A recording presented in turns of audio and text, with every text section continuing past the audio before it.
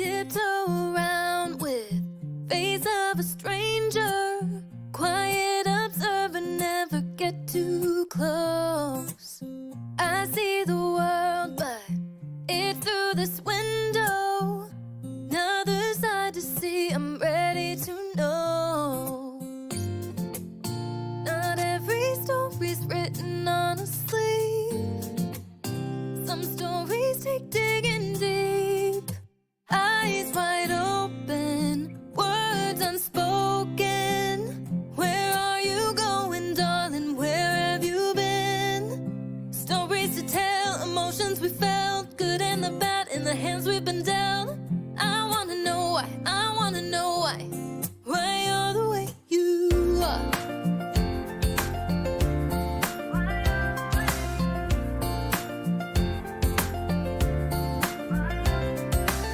He's from the city, she's from the south. Two different chapters told miles out. The back row living in his White House. So many stories that I need to know.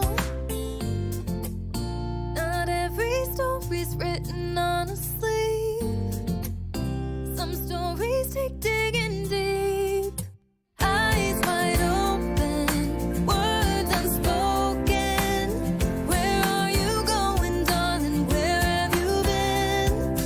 Stories to tell, emotions we felt, good and the bad in the hands we've been dealt.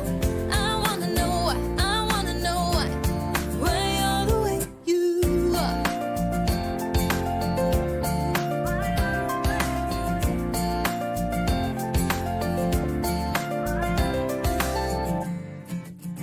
So many stories right in front of me.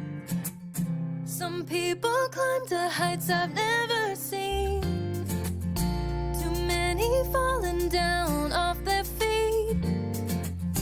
These stories take digging deep. Eyes wide open, words unspoken. Where are you going, darling? Where have you been? Stories to tell, emotions we felt, good and the bad in the hands we've been dealt. I wanna know why, I wanna know why you're the way you are. Why you're the way you are.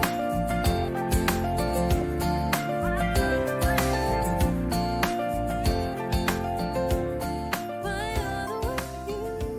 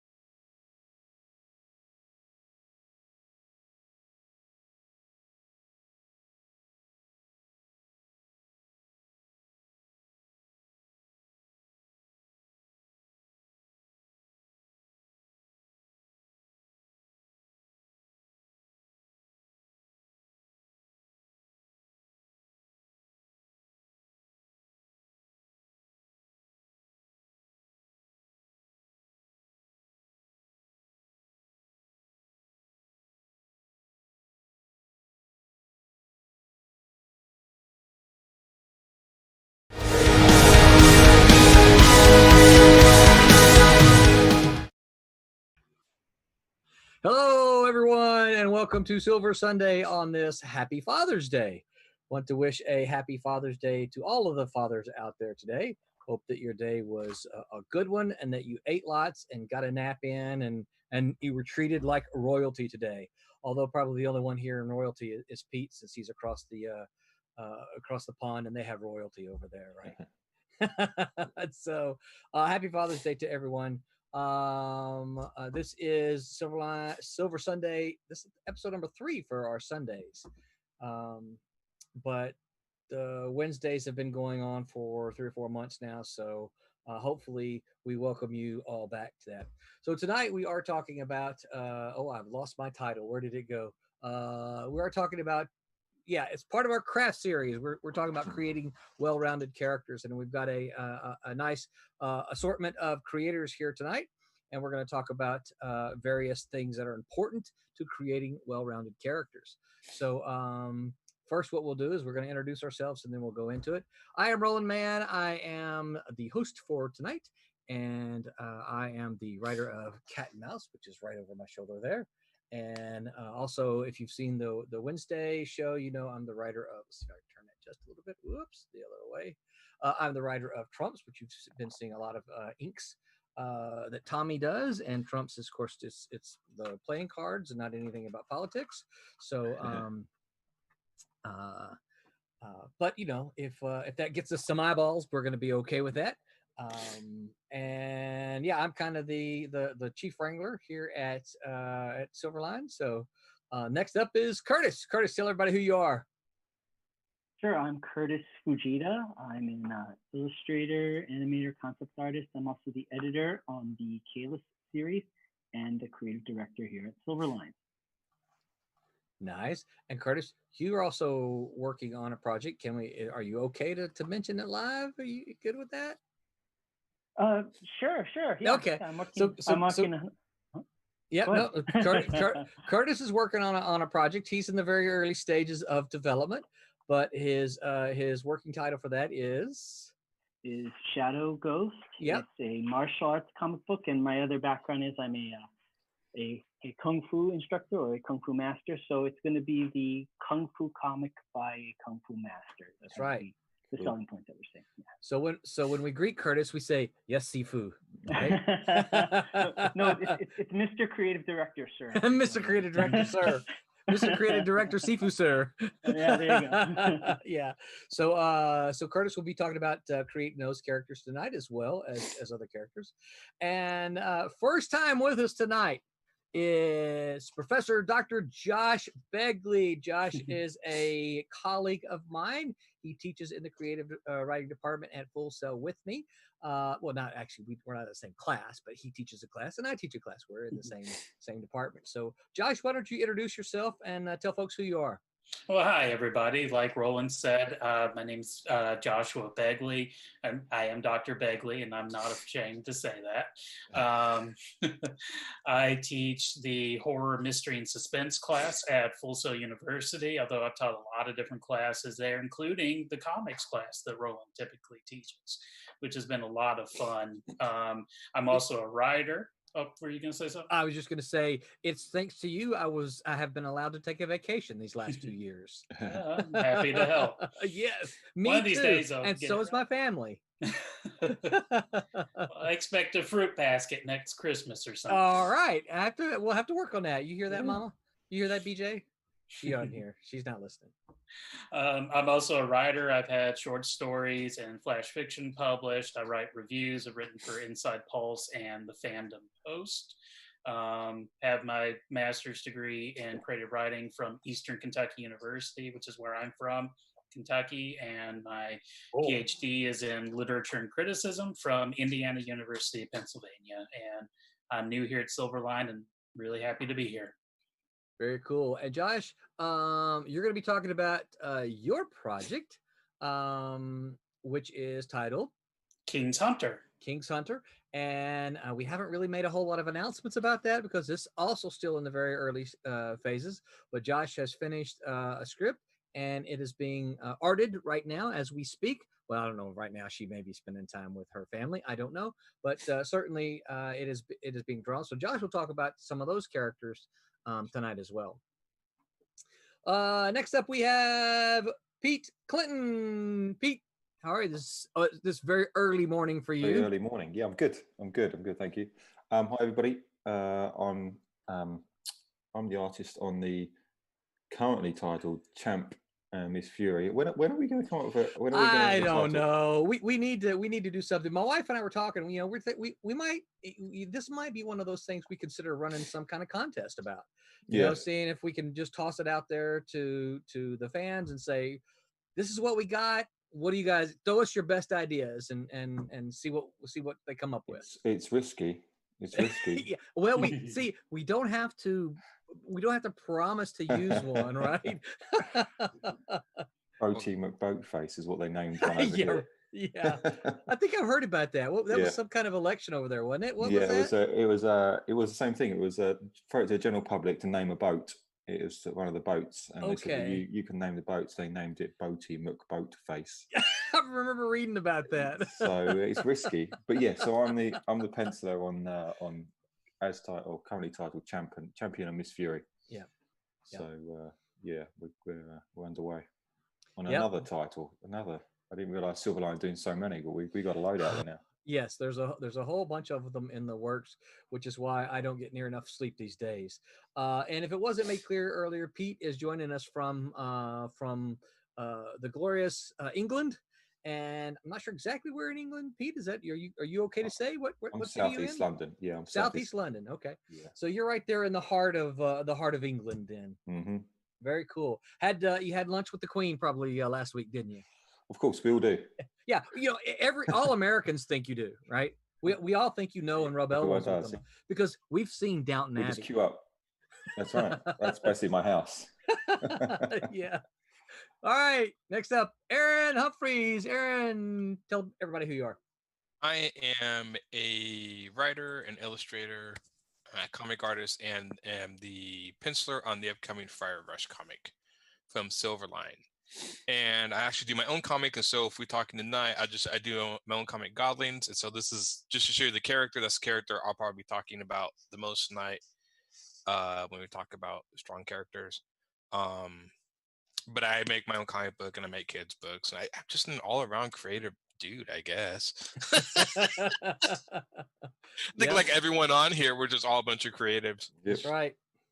So after we introduce Mike, I'll come back and ask the question. So, all right, Mike, tell everybody who you are. Don't laugh at me, Brad. Good evening. I'm Mike W. Belcher. In addition to being a letter and production designer at Silverline, I create my own comic. And this week, I will self-promote. Definitely, yes. You can see it every Tuesday at amkcomics.com. And I guess that's what I'll be talking about as far as well-rounded characters. Now, when you say see it every Tuesday, does that mean you have a free place for people to go to see it? In addition to the print comic, which you can find at indieplanet.com, I have translated it into a webcomic that I'm trying to update every Tuesday. And is that on your own site? When you say you're up, you put it on a webcomic? Comics. AMK Comics. Very cool. And as one, I used to have my copy right here. As one who has read Man in the Mask, I do highly recommend that you read it. I'm sorry, Mike. It used to be right here. That's carried around with you so much. That's the reason it's gone. So look what I find, Curtis. You'll appreciate this. It's a bit of SilverlineComics, right? Wow. Yeah, this is an old newsprint. We used to take these to the conventions and give these away. It's when we were first announcing Silverstorm. I didn't mean to go there, but first announcing Silverstorm, Savage that we were going to do, which was done by R.A. Jones and Ted Slampiak, which ended up being printed by somebody else. I can't remember who. Not because I don't want to mention them, but because I can't remember who. I want to say it was the Caliber thing. And Curtis, I think you're the one who got the Lugo right last time we talked, right? Yeah. Or was it? Yeah. There's when we were talking about Lugo. This is when we were talking about Mexi manga, right? I think Aaron laughed at the term, right? But there's the Mexi manga, and this thing was printed probably in. Well, you can see it yellowing there at the bottom. 98. This thing was 98. Yeah, because I helped you with the cover and I did the back Okay. cover. Okay, there you go. Yeah, so yeah, you've got Scary Book advertised in here, Roadways, which which we ended up not doing, White Devil, which is actually going to be a book coming very soon, and I don't know if you all can see. I probably shouldn't do this these days because he's getting some bad press. But can you read the little name there on station? Warren Ellis. Warren Ellis. Oh. Yep. We were gonna do a Warren Ellis book. Warren had signed up to do a book with us, and we were pretty excited about that because in the I late had 90s, forgotten about that. yeah, in the late 90s, Warren was very much a hot ticket item, so we were very, very excited about that. Thank you all. I was gonna go back to something. What was I gonna go back to? Somebody help me remember. You said something about going back to Aaron. Yeah, but why? Do you really need a reason why? I mean, look at me. Yeah. Well, I was. Yeah, he's like, no, I'm not buying that. Does it have something to do with Godling? No, I don't think so. I can't remember what it was now. Anyway, I'll remember. It probably has to do with the story of Friar Rush. Behind the scenes that you will not hear, but he will occasionally talk in our ears. And if I ever act like I'm responding to voices, I am, because my son is usually making snide comments in my ear, and he is our producer tonight, and that is Brett Mann, who streams on Twitch as he plays competitive PUBG. So Brett's behind the scenes. And he will not speak to you, but he will speak to us. So tonight we are talking about craft. We are talking about creating interesting characters. I can't think of where I've lost my title to figure out. It's creating well-rounded characters. Yeah, well-rounded. Yeah. So first thing I'm going to ask you guys, okay, and we're talking about. We're talking about comics, obviously, so we try to resist the urge to stray into film or games or anything like that. But how important is it in comics to have a well-rounded character? Who wants to jump in first? Well, I guess I'll jump in. Go, Kurtis.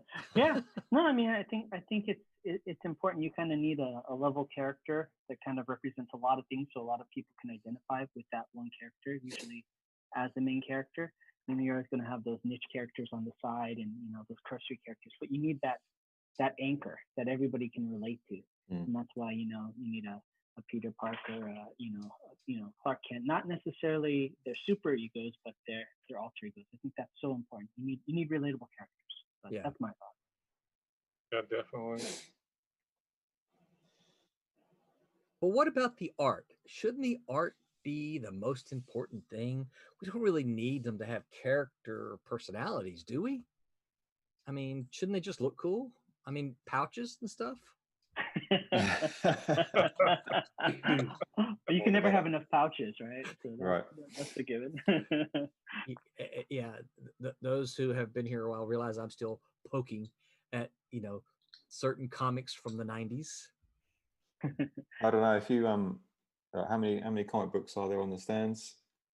There's thousands, right? So yes, if it was just about them looking cool, there's nothing really that would draw you to one or the other. You think, well, that's cool. But the ones that are successful are the ones that the character is the primary driving force behind the story. There's got to be some sort of conflict with that character, not just a slap in the face and a big punch up every issue. There's got to be something more to it. Yeah. So I mean, those are why those characters have endured for over 60 years. It's not just looking cool. Yeah, I think a lot of the characters. Oh, I'm sorry. Oh no, go ahead. Oh, it just so many characters are archetypes of stuff, and so I think superheroes especially can kind of work as archetypes of certain ideals, but then I think that also helps the character. They kind of go hand in hand. I mean, Captain America's a classic. I mean, the name itself is an archetype, America, so you have his character, if he was just like running around spouting patriotic stuff, it wouldn't be as effective as his own character, like questioning his rule and stuff like that. Yeah.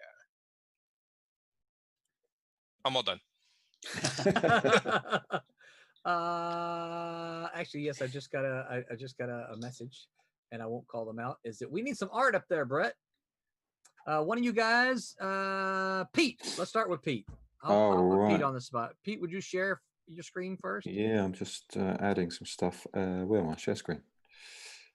So, Brett, about every 15 minutes, will you holler at one of them through a private message somehow and have them share? Oh, okay. Doggone it, I'll try to remember. I get wrapped up in doing this, and so Aaron, in 15 minutes, try to remember to just bump Pete off there. Okay. Yeah, okay. I haven't shared a screen yet, so let me know if anything goes wrong on your end. Okay. Yeah. If it looks weird or whatever. Actually, tell you what we're gonna do. We're actually, because it's 9:16, so we're gonna keep Pete on there until we do the comic review. Then after the comic review, Aaron, we'll go to you. Okay. That work? Okay. That totally works. Yeah. Cool. So let's take a brief moment here. Pete, tell us, if you don't mind, tell us what we're looking at. All right. So this is actually, I've gone back to the rough of page 1 of Champion Miss Fury because I forgot to add the fire escape to that building, and that's what I was just adding in there. And then I'm going to try and actually, I wasn't going to do the city tonight because or this morning, so I just haven't got the energy. So I was going to start on laying out a page 6. Cool. You can't see my name actually on the screen, but for me is the double page 2 and 3. But you won't be able to see that now. But yeah, so I'm just going to try and add this fire escape very quickly, and add the flames of the burning building. I don't want to give too much away, everybody. Sure. But and then we're going to starting to page 6. So you'll see the whole how I start my process of scribbling, and just it'll be all over the place, and then we'll start cleaning it up into a layout and a rough. How far we'll get tonight, I don't know, but we'll this morning, tonight. Depends on this morning for you, right? Yeah. Depends on how many times we stop and interrupt you and make you focus on the answers, right? Right, exactly. Good Lord. Okay, so anyone else want to chime in about how important characters are in comics? Josh, I think you or Mike. It's the whole thing. I mean, it's the whole thing. I mean, it's like you were talking about the art. I mean, you can have the best drawn rock in the world, but unless there's a story behind the rock, it's still just a rock. I mean, you could add so many other layers. What if this is a rock that's been shipped away from Mount Rushmore and then, traveled by, many hands over the years and has, gathered information and intelligence and all this other stuff that's just really integral to making it a character. I mean, that's really what it boils down to. I mean, where do we get our interest? Why do we care? And I think that's a big part of it. And while the art is extremely important, until this character is personified, you really don't have that little linchpin. I really want to read your story about this rock now. You just built a character. So I don't know how many of you remember from Marvel Comics back in the day when they did something that was a little bit meta there. I can't remember which toy it was. Josh, you might remember this as well. The Marvel characters, a bunch of the Marvel characters got toys, and within those toys, they each had a thing. Like Thor had a hammer, Cap had a shield, and Hulk got a rock. Yeah. And in the comic book, Hulk was talking about their toys, and Hulk says, I got a rock. So was Mike, that I'm sorry. Peter David? I believe that don't hold me to it, but I'm pretty sure that was a Peter David. Sounds like something he would write. Yeah. It was very, very funny. Yeah, and so I'm sorry, Mike, when you mentioned the rock, I immediately went to Hulk and his rock. Cool. Josh, were you going to add something? Yeah, I was just going to say characters are what give us the emotional investment in the story. I know we're talking about comics, but the writer John D. McDonald defined a story as something interesting happening to someone that we've grown to care about. and you need both of those elements. Like, I mean, there are plenty of really cool, visually stunning comics out there that I've read, and my reaction to them is, so what? Because I don't care about who's actually involved in it. Yeah. Well, anyone that's heard me talk about I mean, probably we're all in comics because even if we don't art, because we love art. And I am one that can sit and like watch Pete do this for hours at a time because I love art. I particularly like line art. I like to see black and white. I love to pencils, and then I love to see inks. Not that I don't like colors, but sometimes, certainly in our modern age of colors, I think sometimes it can kind of blur what the line artists do. But I have always argued that it is, as all of you have said, it's the art is what gets the reader, and I always call them readers. They're not lookers, right? They're not viewers, they're readers. And the art is what gets the reader to pick up the comic first, right? Generally, it's the cover. They're going to say, "Ooh, cool, look at this cover." They're going to pick the cover up and they're going to flip through it, right? They might read some words in passing, but really what they're doing is they're looking at the art. If they like the art, then they'll probably go back to the first page and skim that first page, right? Which is generally a splash page, not always, but the first page or two is going to be something big, something catchy. That's where smart writers put their hooks, right? And then that's going to convince the reader to buy it. But it's the artwork first. Then they're going to take that book home and they're going to read it. And they're either going to buy, Aaron's on the phone, and they're either going to come back and buy issue 2 based on the story because they like the story, right? The art is what gets them there. The story is what brings them back. So I have always said that, and we'll say that into my dying day. So if I could tee go ahead, that, yeah. It's like, art forms. I always find it interesting how different art forms, you can kind of compare them, and it's like music, right? The catchy tune, the music will get you, but the lyrics will keep you staying and will keep you listening to the music over again. It gives it depth and gives it something real. Yes. And if it's just something pop, like a poppy tune with no lyrics and no substance, it's a one-hit wonder. It doesn't last. But the classics, right? There's something deep to those lyrics. Yeah. And Kurtis, thank you. That reminded me of what I was going to say, because Aaron said something about we're all just creative people here. I was going to say, I'll bet half of us play an instrument of some kind. Yes. Pete, no. Aaron, no. Mike, no. I tried to learn. What? Yeah, Oh, and I just can't take it. you're killing me Mathematically, here. it's math or whatever. Now, I'm a huge metalhead, so I love people who play instruments. But I can't figure it out. The math just, I know. No it's way, weird. I know, because most creative people can jump around, but that's one I can't Yeah. do. Yeah. Wow, because I know so many comic creators who play. I'm not saying that they do it well enough to get up on the stage and do it, but they play an instrument of some kind. Josh, I didn't see an answer from you. Instrument? I played the cello when I was a kid, but I couldn't carry a tune on it now. And Kurtis, you said you were drums? Well, it's funny because of the martial arts thing. There's something you call the enunciate called lion dance, not line dance, lion dance.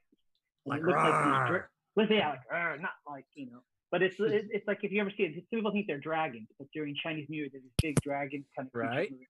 And you use the drums to command them what direction to go and how to move, so they don't run into the crowd and stuff like that. Wow. So drums, I guess. I didn't really even think of it, but I guess I do know how to play the drums. Yeah. That is interesting, and because of you said that they use the drums for commands, did you know that in ancient warfare, and I don't mean ancient, I mean back at least up until the Civil War, they used drums for commands. That the drum would play a very specific beat, and the army would know what to do. That would tell the commanders what commands to issue to their troops. And I've got a tape of drum commands somewhere, drum and bugle commands. And there's a drum and a bugle command for every, like, enfilade right, about turn face, right? There are commands both on the bugle and on the drums for everything. So yeah, that's pretty cool. You guys, man, I can't believe you really popped my bubble on this one. I expected, half of us to form a band, right? My musical abilities are so bad that I once did karaoke and the DJ handed out tissue paper that people would put in their ears. Oh no! Oh, that's terrible. So yeah, I am musically I'm not gifted. No. I don't know. I probably would have started singing louder, but then I'm cruel by nature. No, it's strange. I have a question on character. This is strangely enough a debate me and my friend Tom have had many a year. We have all sorts of debates. We've been friends for a long time. Hold on to that question just for a Go second. ahead. Sorry. No, just don't forget it. A couple of our listeners, watchers making. Wubba says that he plays guitar. Wubba is an artist who has been sending us some stuff. And Chris says he used to play sax up until middle school. So these guys saved me here. Thank you guys. Thank you, Wubba. Thank you, Chris. Okay, Aaron, back to your question there. So we've talked about comics is unique because it seems so character based in that like since you have such ongoing series, since it's serialized, it has to wrap around the change of the character. And we've often talked about, because if you read like short stories in comics, that short stories can be a little more plot driven because there's a definite ending to the story. And so I wonder if that's something unique to comics, because the character, like strength of character, well-rounded characters have to be more essential to comics because of the constant continuity of it. And so, the constant change in every character. Because we've actually talked about genres like science fiction stories, and some of our favorite science fiction and horror stories are short stories. They're much more about a plot or a unique concept than the character. And I don't know, it was just a thought that we've entertained, and Sure. Depending on the story, it is one more important than the other. And I bet Josh has some thoughts by teaching in a creative writing department. Yeah, I was kind of wondering because he taught horror and stuff. What his thoughts about that were.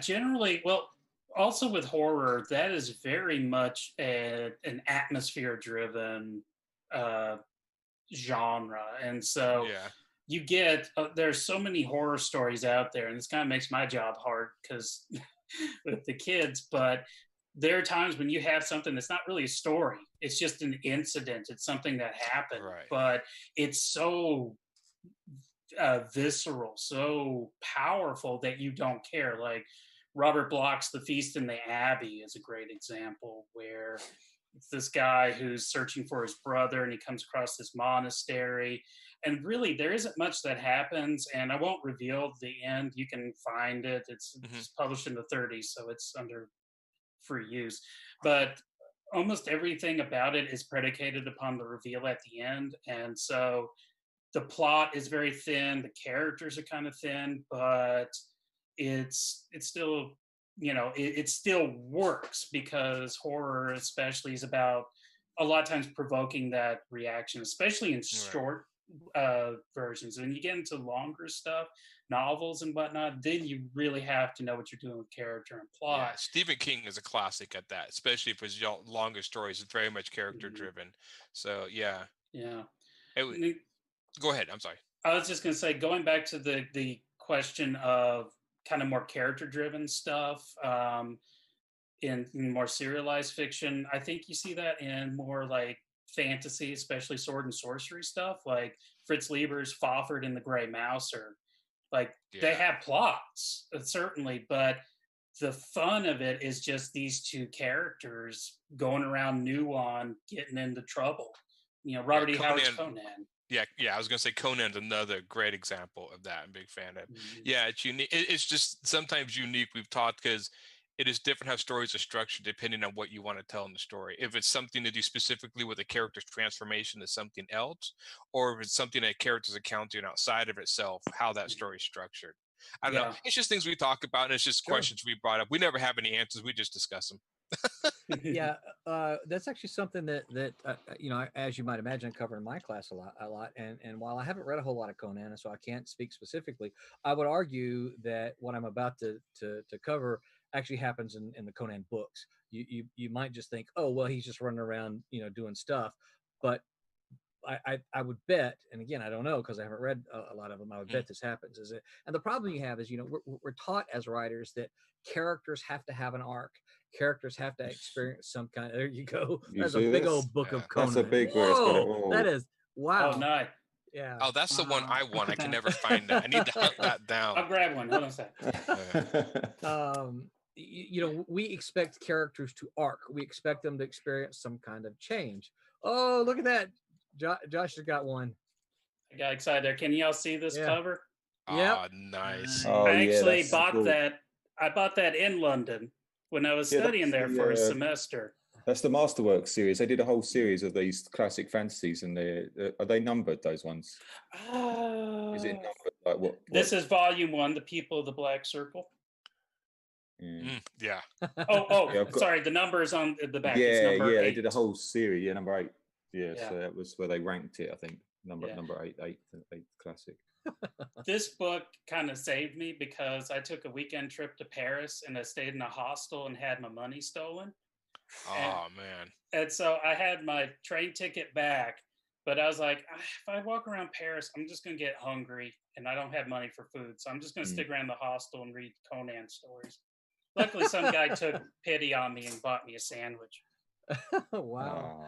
So anyway, we expect that change, and that's the kind of thing that you can see when you have a single character in a single story.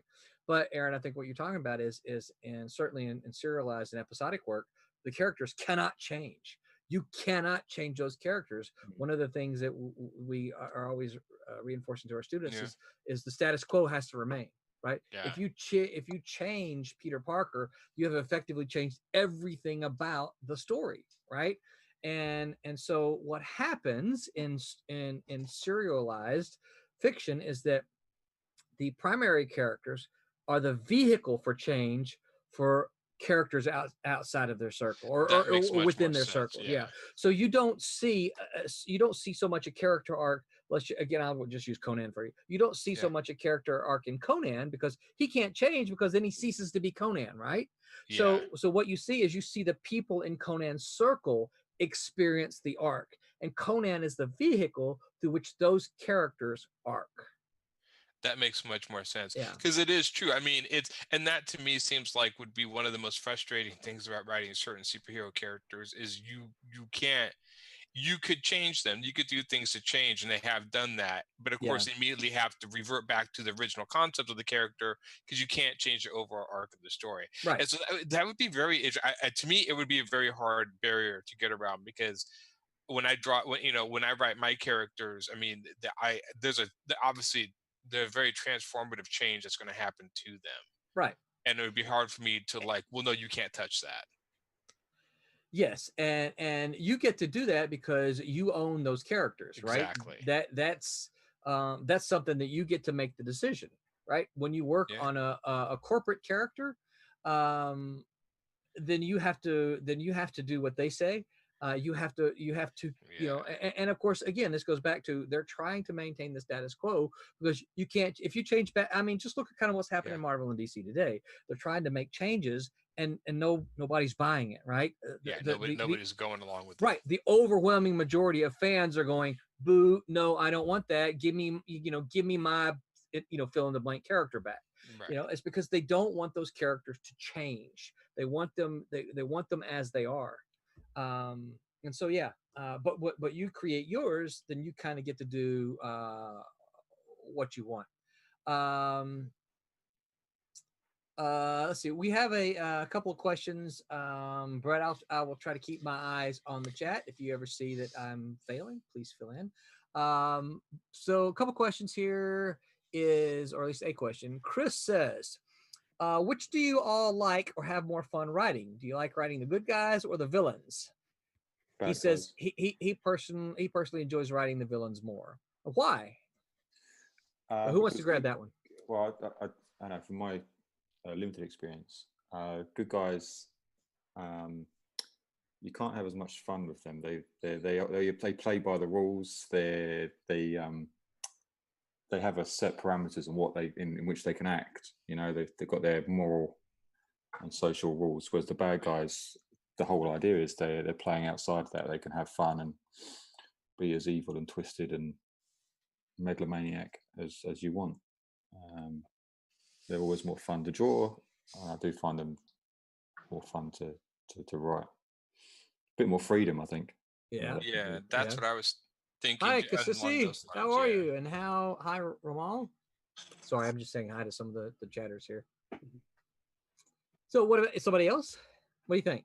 Yeah, I kind of think what Pete said. That's kind of how I see the bad Randy? guy, especially if you're a good person, you almost get to kind of live out not fantasies, but certain ideas that you wouldn't do, and all that seems really to it. But the good guy, usually you like, you want to be the good guy, so you have more of an idea what he would do, and there's a little less freedom.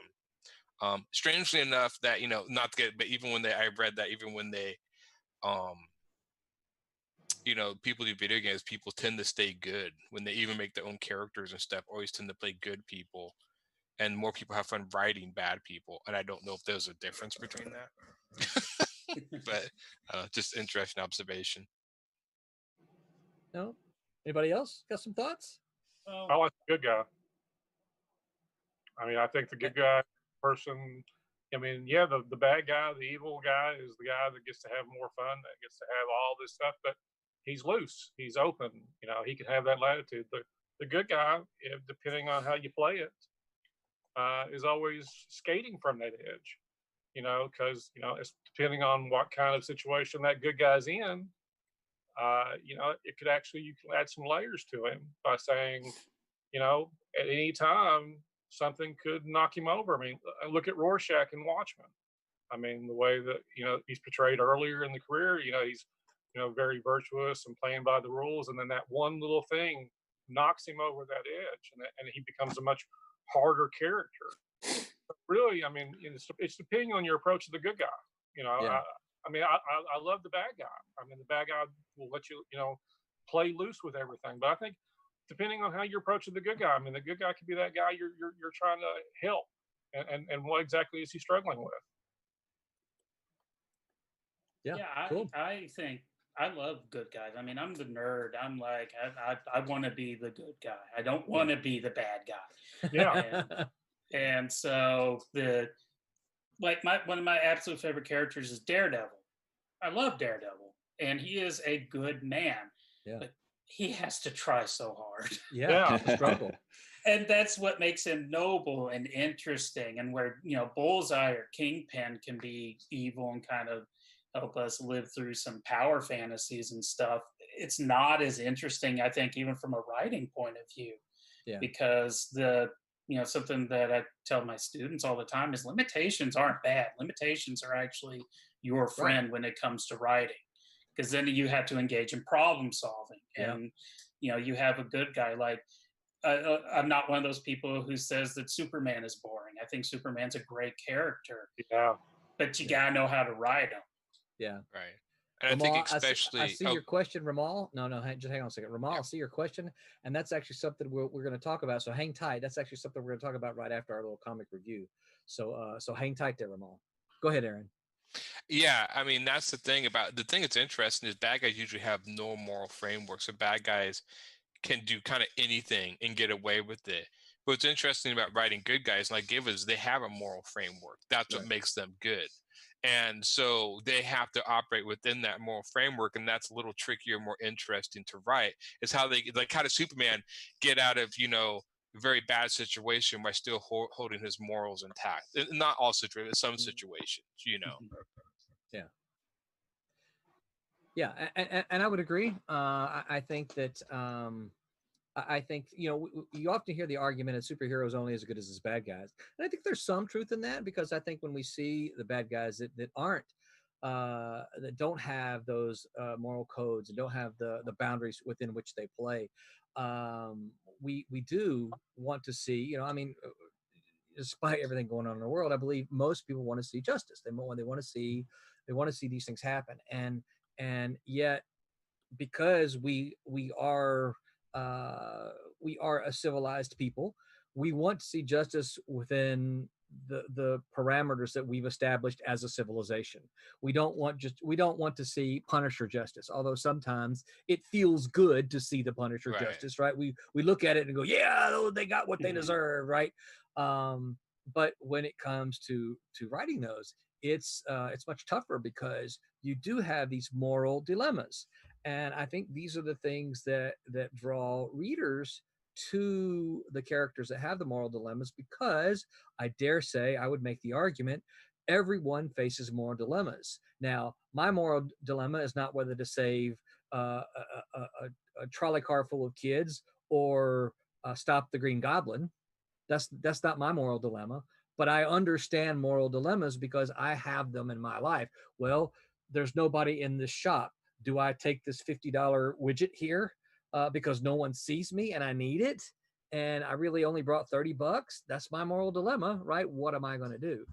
We all have moral dilemmas, so I think this is the thing that draws us to the good guys, is because we have to see them go through the same sort of decision making that we go. Again, ours is not about putting villains in jail or whacking them into the onto the moon, but we still have dilemmas that we have to face and decisions that we have to make. Curtis, you gonna add something? Yeah, no, I also like those characters that are TVR on the edge, like we were talking about Daredevil. I like the Electras or those kind of characters, because they're that transition piece that the hero could fall from grace, know, that kind of that temptation. And I love the redemption kind of characters that start out as a villain or a rival and then become the good guy, but there's always that kind of that edge to them, some ways I can relate to those characters more, because I think, at the end of every day we evaluate, or at least I evaluate, what I did that day was the right decision. Yeah. Or not, what have you, Well, and you use the word redemption, and I think that's something that as a culture, we like the idea, because, and this is not turning into a confessional. I don't want anyone to think that I'm not drawing any blinds, right? Especially since we're talking about Daredevil. But, there certainly are things that in most people's lives, they can look back and say, I really wish I hadn't done that. How can I make up for that? What can I do? What can I do to erase that, right? What was it? Black Widow said in the Avengers movies, I got red in my ledger. I got red in my ledger. Yeah, I've got red in my ledger. And while we don't have the same red in our ledger that she does, we understand that, right? We understand what that means, and that draws us to that character, because we have red in our ledger. It's different red, but we have red in our ledger. And we like the idea that people are given second chances, right? I think it's more noble when you have a character like that has kind of fallen from grace and has seen that other side and can come back, as opposed to that one hero that's always been the good guy that's never had that downfall. It's so much more of a noble story, and that's why Daredevil, I agree, like one of the best, because it's just up and down, up and down, up and down for decades now. All right, some good thoughts here. So we're going to go. We have Wayne Hall, who's going to give us our comic review, and we're going to watch Wayne have to see what he says about Brett. What's the book he's talking about? It's in that cover. I forget what it was. It's what's the name of the that image there? The one right beside his video.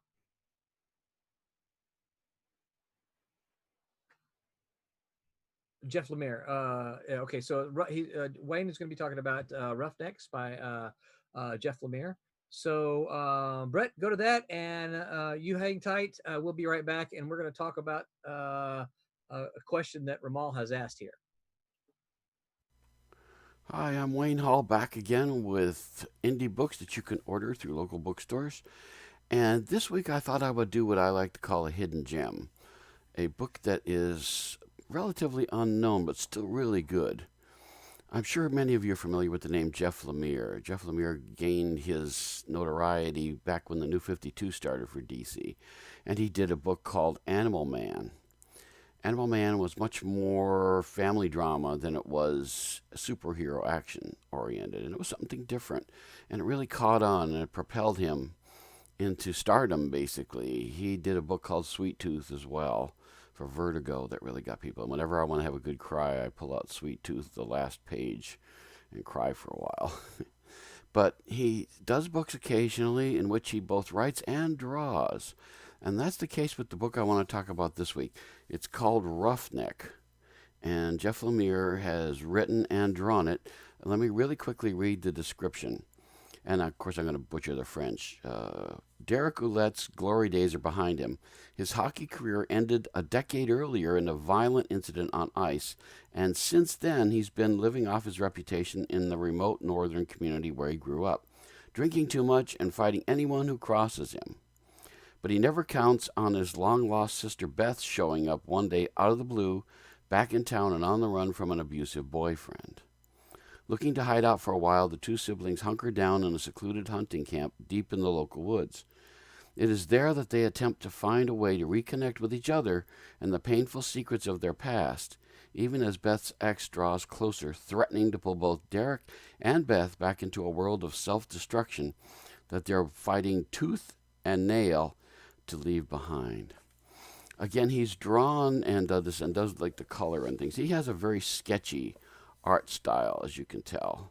He tends to, again, I find myself drawn to like 2-color work rather than 4-color, although there are pages in which 4-color is used, like here, which is talking about her past. That is 4-color, and you can see that Mr. Lemire has a very sketchy drawing style, but it fits the stories very interestingly. What he often does is gets into a interpersonal conflict relationship rather than superhero fighting and kicking and punching and things like that. And that's the story in this one. He's got the main character, whose name is Derek. Derek is living an isolated life away from everybody. And as the way that Mr. Lemire likes to do, he gets us to know the person. And we've all known these kind of isolated people who tend to be, quiet and think with their fists rather than with their brains, kinds of people. And that's what Derek is. And he's gotten kicked out of hockey, something Canadians know real well because Mr. Lemire's from Canada, of course. And he is doing things that, he's not supposed to be doing. Every once in a while, somebody recognizes who he is and they confront him and he gets all upset and he usually beats them to the ground. And when Beth shows up, however, things change because it's a family situation now. And the two of them have to kind of reconcile, and we find out that each of them has secrets that they've been keeping from each other and from the world. And like Beth in particular, I won't spoil any of them, but she's really in the depths of her life at this point. And she is in the middle of something that she needs to get resolved. And the interesting thing about this book, I love the title, by the way. I think Roughneck is a great name for this book. The interesting thing about this book is that Derek comes up with a solution that resolves both of their problems in what I consider to be an unexpected way. And, it's in the middle of nowhere in Canada. People come to him constantly thinking that because he's a known person, they can do things with him. And it's so interesting how they use their interpersonal connections. They go hiding in a place, and she says, "What a dump," she says. That's where they end up going to hide away from the boyfriend. And it's so interesting the way the interaction between the two. The two of them have things to say to each other. They've actually both been looking for each other, but they haven't found each other until this moment. She finally locates where he is. One time when he's playing a hockey game, he's in town and he goes looking for her, but he can't find her because he didn't know how to search for her. So the two of them have lots to resolve, and it's not dull. You'd think with dramatic stuff it could be kind of boring, but it's not. The discussions that they have and the revelation of secrets and stuff keeps the plot moving forward really, really well. Now, this book is published by a company called Gallery 13 Comics. It's hardcover. And it's if your local store, I don't know if they can order it now because of the pandemic and all the stuff that's going on with Diamond, but it's Gallery 13 with the number 13comics.com if you get stuck.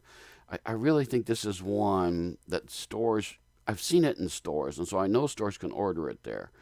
I don't know how Diamond is handling this kind of stuff, but Mr. Lemire is so well known at this point that I think you're going to be able to get these things. So it's Roughneck. It's a self-contained story. It all resolves by the end of the book. How odd is that? And again, it's a drama. If you're in the mood for drama rather than punching and kicking, this is going to be a book you're going to enjoy. So let's get to the gradings. Writing, as always, I think Mr. Lemire, he writes differently than other people. So I would give him an A in the sense that it's not superheroic stuff going on. It's very interpersonal. This could be a very good movie if they wanted to. I could see this very easily being a movie. His writing is always strong. The characterization is always strong. So I think the plotting moves forward. Like I said, it's not dull. And so I would say the writing, I would give it an A. Now, Mr. Lemire's art, as some people describe it, sketchy. He uses back and forth between duotones and full color and stuff like that. So it depends on the circumstance. His art isn't always the best choice for every situation, though. I'm sorry, Mr. Lemire, but it's true. And I think his art deserves a B. It's a very good story.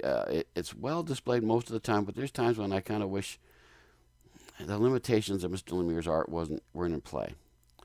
Now, the lettering, I believe he does the lettering too, but I could be wrong on that one. It's usually pretty well done, I have to say. He's good at that, so I would give it an A in the lettering department.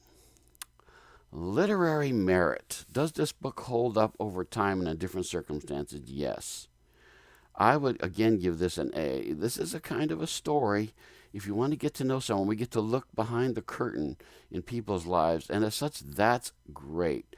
I love that kind of stuff, and so I would give this an A in that. Again, when it comes to fun factor, I don't tend to be drawn to fun stories, I guess. The fun factor,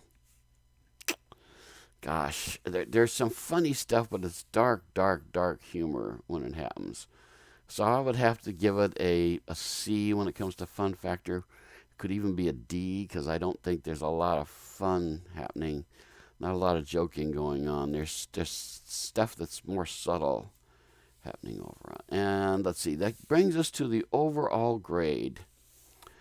You know, if you like Mr. Lemire, you're going to be like me and you're going to give this an A because it's just one of those books that is going to make you think. It's going to make you care about the characters. It's going to make you feel. As such, that is just a wonderful thing about his writing and his art. You know, like I said, Sweet Tooth was a great one. He's done so many different things. He did a Justice League book for a while. He's now writing largely for Marvel and doing stuff there. And it's interesting to see how he does things. You know, when he does a superhero book now, he's getting better at the superhero action than he used to be. When I interviewed him, I talked about the fact that he also does family situations a lot. Family's really important to him, and so even in Animal Man, there was a lot of family going on. And that's the main thing in this book. Brother and sister are their own family, and as such, they have to deal with each other's problems. And it isn't always easy, but it's always dramatic, and it's gripping to read and to watch. So as such, Roughneck from Gallery 13 Comics. And if you struggle, if the bookstore can't get it for you, local comic store, gallery13comics.com. I'd prefer you go to the bookstore. Of course, I've seen it in local bookstores, so I know you can get it. So it's called Roughneck again. Jeff Lemire, writing and drawing, which is getting rarer and rarer these days, so you're going to enjoy it. And so keep getting your comics and keep enjoying them. This is one, if you're ready for a nice long sit and read, this is one I would recommend. So until next time, keep reading your comics.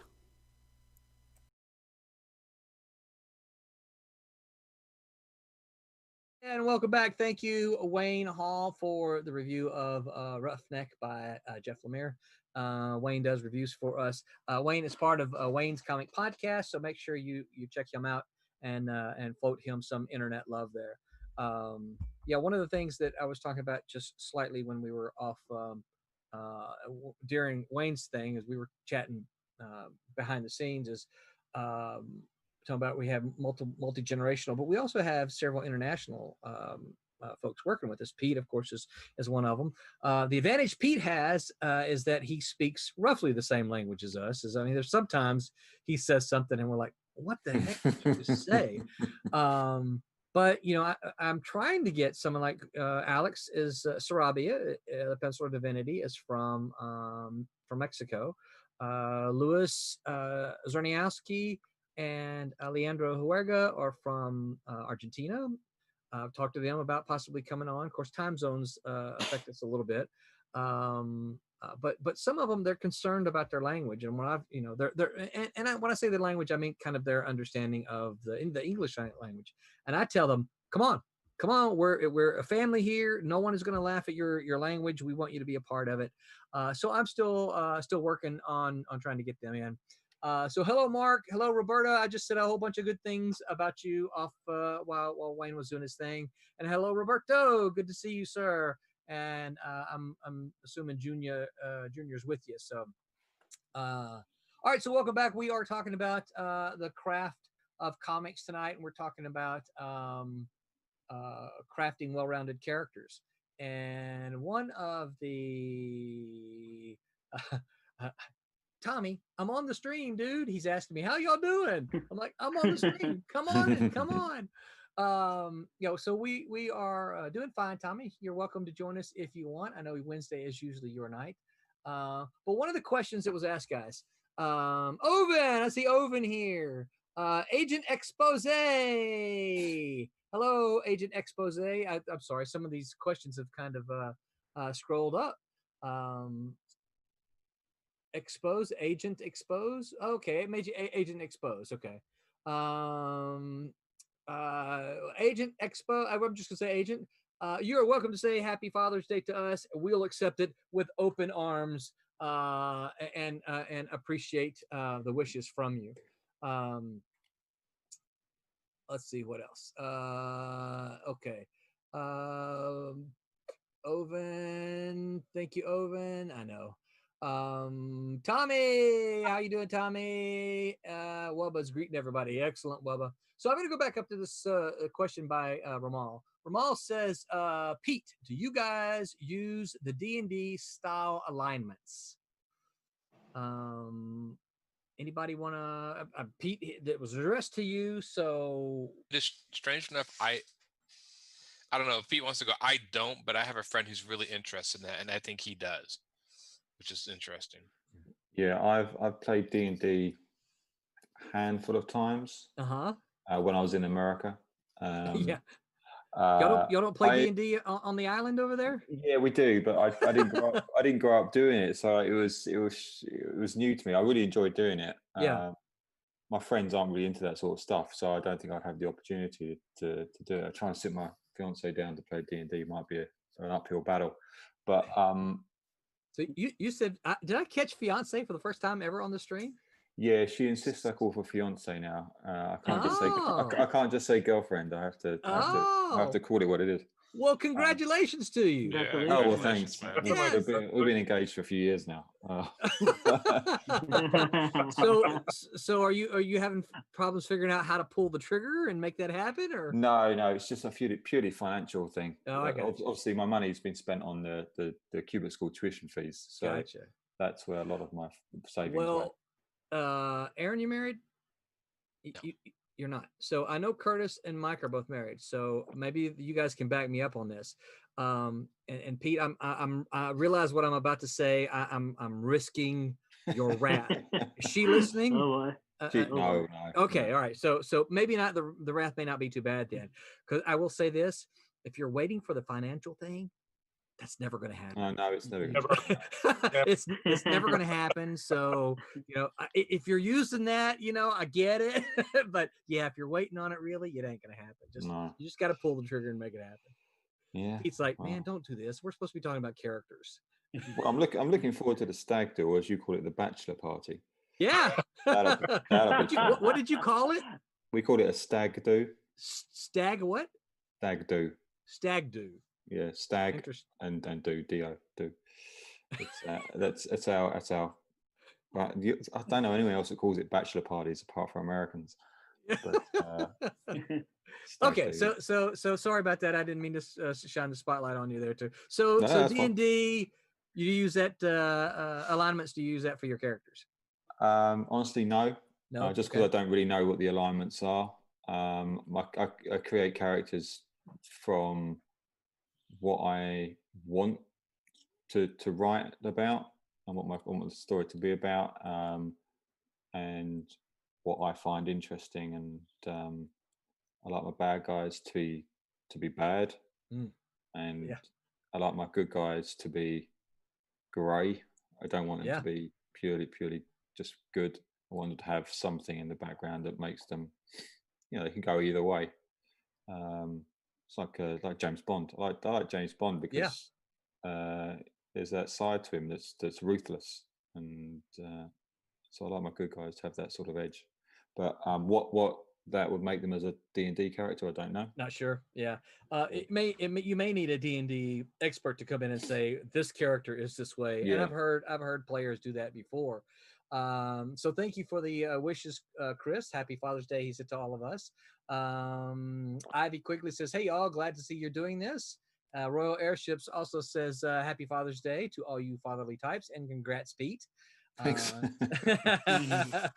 So Josh, you're a D&D player, right? Sure am. Yeah. So Long do time. you use D&D to create your characters?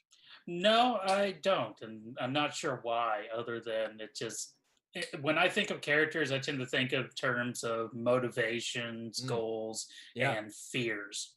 Cool. Great things to think about. I mean, you sounded like you've taught my class before. I know, Josh. right? Mike, but Curtis? it is fun. So go ahead. Yeah. No, go ahead. Yeah.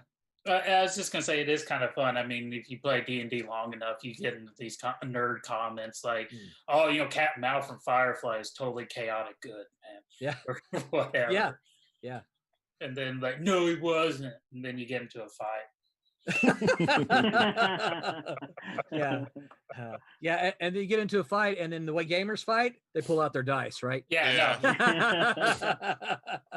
D4s are deadly. That's right. It's not an actual fist fight. It's dice. All right, I'm gonna. Curtis, Mike, what about you guys? Oh, I'm a big D&D nerd, so I mean, I don't know if I actually articulate it mentally that way, but it's always somewhere in the back of my head, that whole aspect, so you can't take that away. It's definitely in the back of my head. But you don't actually take the labels and apply them to your characters. This is a chaotic evil, this is a chaotic good, or almost maybe like in hindsight, after I'm done doing it, but I wouldn't start out by saying, okay, I need a lawful good character and a neutral evil and all that. It's kind of more of an afterthought, really.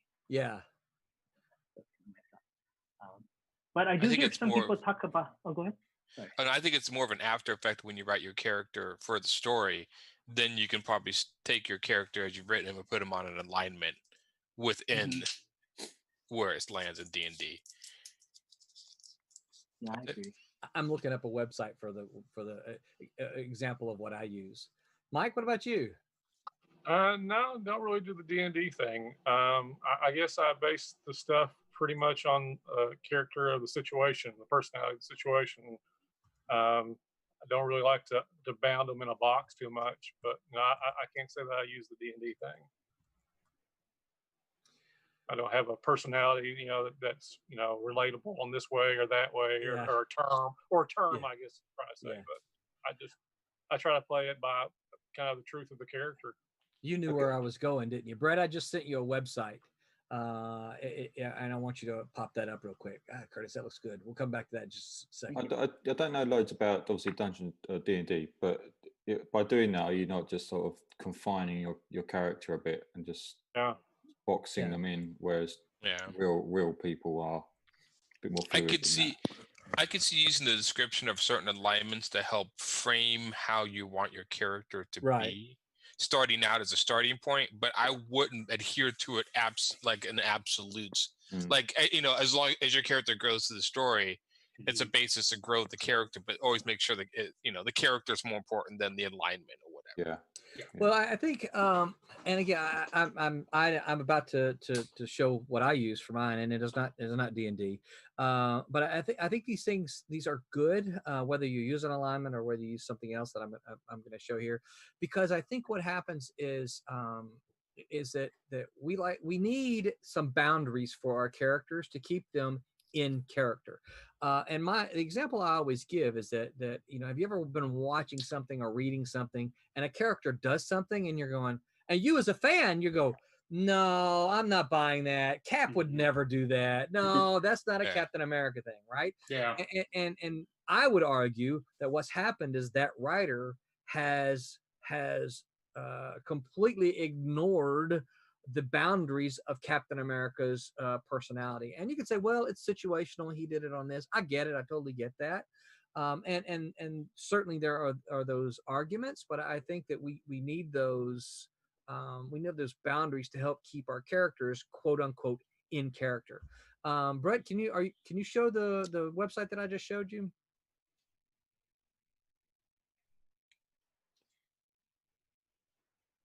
Okay. Just to screen. All right, so I actually use something called the Myers-Briggs personality type indicator. And now you might say I don't do that for every single one of my characters. I do it for my primaries because I do want them to stay within character. Now I will tell you this: I was introduced to the Myers-Briggs personality type indicator by my wife. She is also she's Dr. Mann, and she has her degree in counseling. And this is something that I have taken multiple times because I was used as a guinea pig often as she was studying to get her master's degree and then her doctorate degree. And I just over time I found it very interesting in the way it charted my personality, right? And now there are lots of things that you can use. There's a Myers-Briggs. Are you showing it, Brett? Okay. There's the Myers-Briggs. You can use the four humors, the things like that. But what I like about the Myers-Briggs, can you scroll down, Brett, till you see the little chart there, a little square chart that says ISTJ, ISFJ. Okay. So those are all the types, and there are four basic components of each type. I am an INTJ. My personality type is an INTJ. And my wife would tell you that I'm an ENTJ. Of course, I is an introvert, E is an extrovert. But that's one of those cases where my I and my E is so close to one or the other. It really is very much situational. I'm an I in some situations, and I'm an E in some situations. I like this because it does apply a type to a character, and then you can say, this is my character. And then you can start asking yourself, well, how does this character type react in this situation? Because sometimes as creators, we stumble like, okay, I've created this situation for my character. What would they do? And we should always be asking that about our characters. What are they going to do? What are they going to do?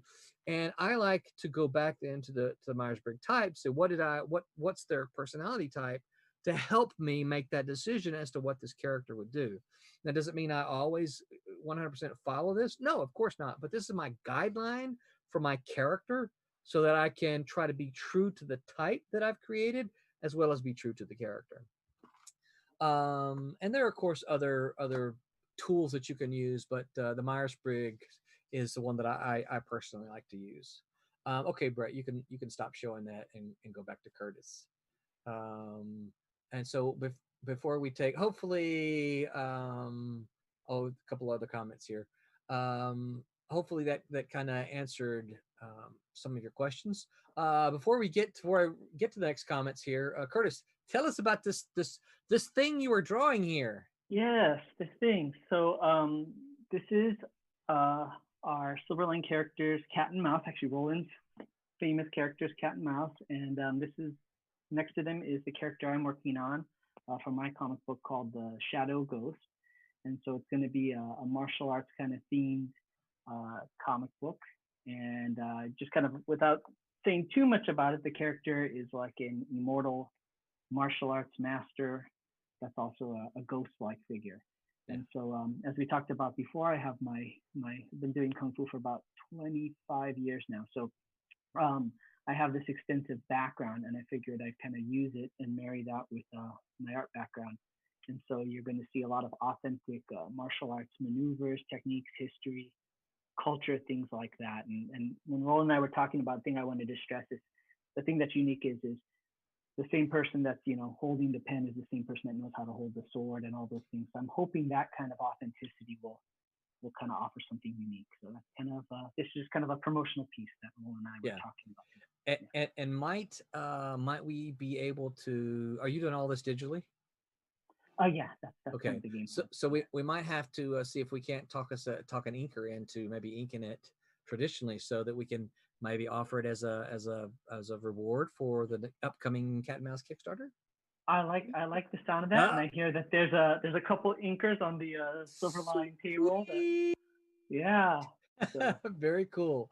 I Excellent. know somebody's watching the stream right now. That's an inker, I heard. So that's right. Yeah. I'm just saying. Oh, and on that note, just to plug our good friends, I got the template for this page by our good friends at Kablam. I knew I recognized that template. Yeah, that's the template. So before I even started, I contacted Barry Gregory like a while back at Kablam and said, I want to make sure my resolution is good and everything's good before I start working on anything. And they got awesome templates, so you should check out their pages. Absolutely. Very cool. So before I get to the next question here is Royal Airships says you all should play a one-off game of D&D. Okay, so hold on now. What's a one-off game mean? Basically going through a dungeon. Oh, so instead of an adventure, all of us kind just of like, do. Yeah, 3 adventurers. You enter a dungeon. You try to find a treasure. Get out. Just really quick. I bet Josh would do that for us, wouldn't you, Josh? Yeah, I can do that. I'm not sure that that's what this stream is, but but yeah. Chris said we had a character creation session using the D&D format for the Creative Writing Club before the quarantine. Oh, that's very cool. Was that Chris? Was actually that on campus or was that online? The session. Do you recall? Wait, I think I helped out with that. Oh, did you? I think so. That sounds vaguely familiar. Wubba, send me a private message. Send Roland Mann a private message, and I'll be sure to get the templates to you. Yeah, and I'm also I saw your other email, and I got to chase those pages down because I'm chomping at the bit to see them because I know what they are. Ivy Quigley says the alignments are also a bit restrictive with their dichotomous depictions of good, evil, and lawful, chaotic. I think the reality of a lot of well-written characters is that they change around given time circumstance, and that's kind of something we talked about a little bit. Is the fact that we want to see kind of character arcs, and so I think he's also pointing out that it is. Can be restrictive. Cassisi says he's an INFJ. Very cool. Campus and online, Chris says. And Ramal says that helps. So, and yes, it was online, and Dr. Begley was there. So you just didn't recall that off the top of your head. I don't recall a lot anymore. Well, I hate to tell you, it's a little bit of OLD kicking in probably. But I didn't say that. Oh, see, there's that voice in my head. Yeah. I keep hearing it. Okay, so let's back to the character creation here. What are some of the first things you think about when you're creating a character? When you're creating a new character, what do you think of first? Do you have a system of I need this and then I need this and I need this, or how do you go about creating a character? Somebody jump in. Strangely enough, for me being an artist, it's usually visual, and I don't know if that's unique. There's a visual idea and hook, and usually the visualization of the character in my head will kind of dictate the personality I want them to go. I'm actually writing a story now with 3 young kids, and I'm starting to figure out the personality. But I have them in my head, and I'm actually kind of figuring out the personalities as I actually go through the writing, which is not. I wouldn't recommend that to every writer. You should always figure that out. But I am doing that, playing with the characters as I'm writing the story.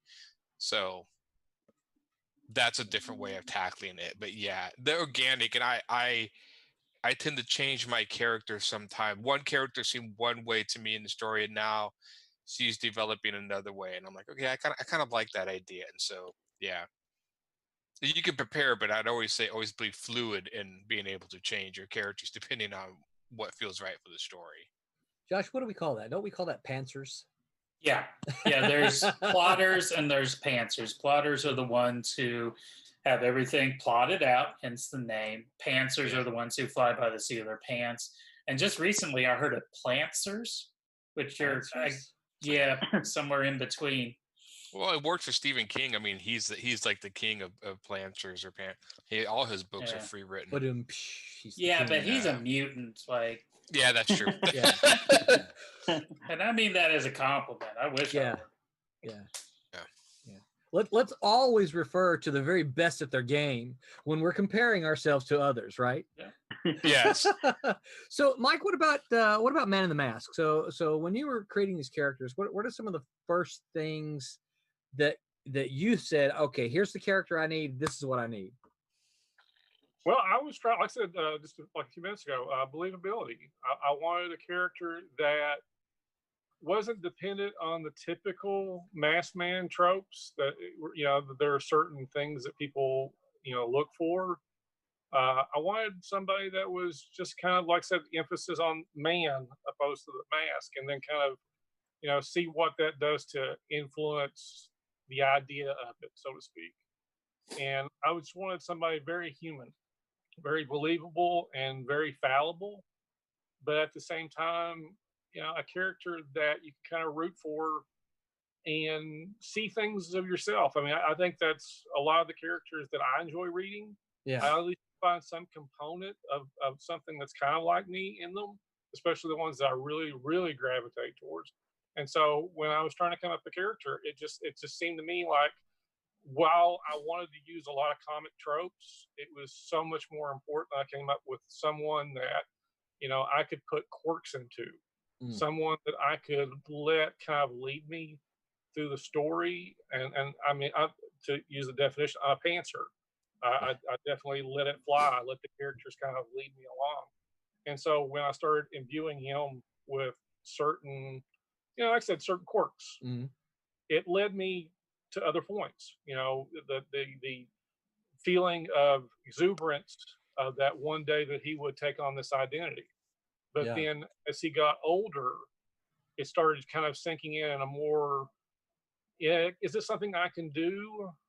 Not necessarily because I don't think I can do it, but because someone else is telling me maybe I can't do it. And that is, his perception of himself has been more influenced by the outside forces. Like, if he was to listen to himself, that maybe he would have been a lot better off. But a lot of the conflict in the story comes from letting outside sources get at him. And that influences personality. That influences the way that, you get from point A to point B, and then eventually to, D and eventually Z.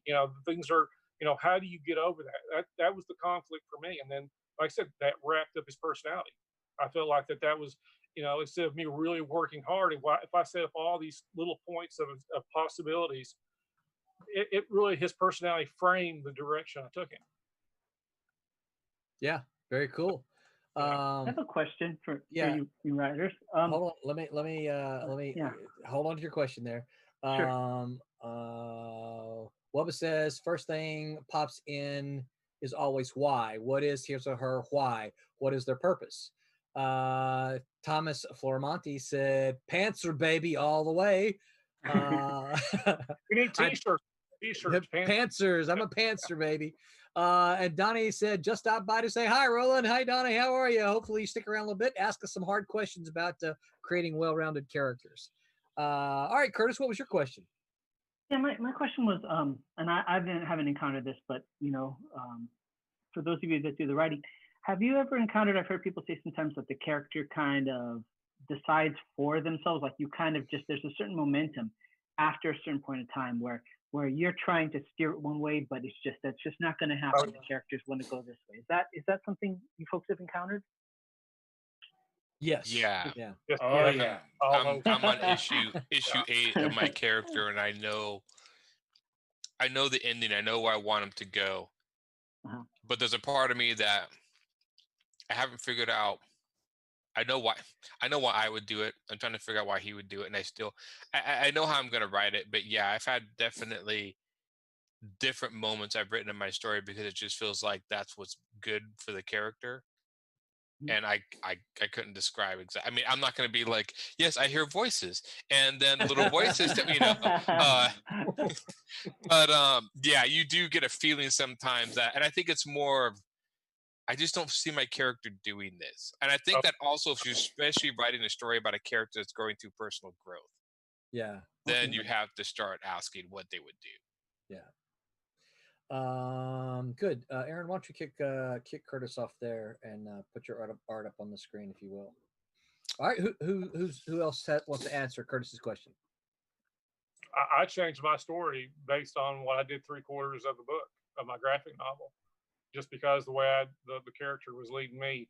I changed the climax purely because even though I had it pretty much road mapped out what I had done and the different things that kind of he went through, I changed because it wouldn't have felt true to him.